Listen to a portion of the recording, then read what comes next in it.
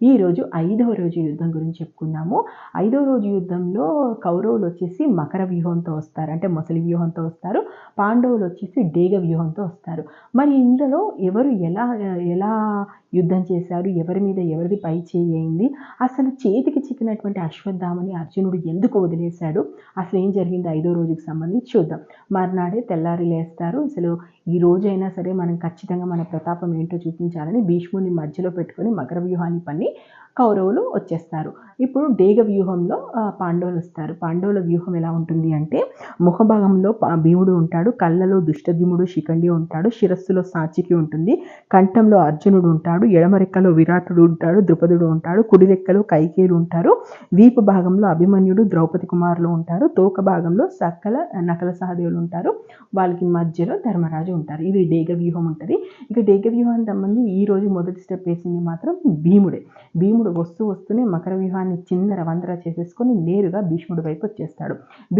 భీముడికి మధ్య యుద్ధం జరుగుతుంటుంది. కానీ భీష్ముడితో తట్టుకొని నిలబడేటువంటి శక్తి భీముడికి లేదు కాబట్టి అది గమనించి వెంటనే అర్జునుడు తోడవుతాడు.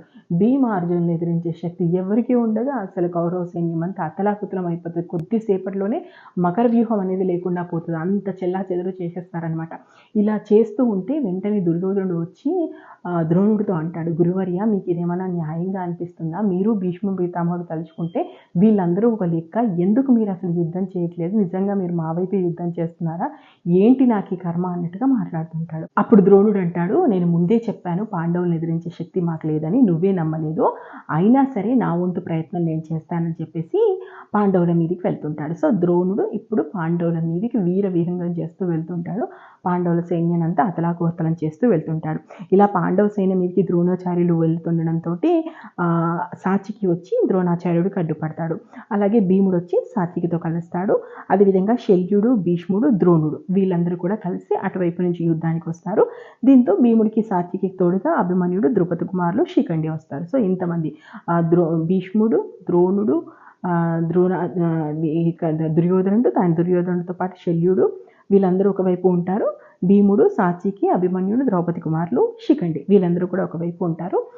శిఖండి ఏం చేస్తుంటాడంటే ప్రతిసారి నేరుగా భీష్ముడి మీదకి వస్తుంటాడు.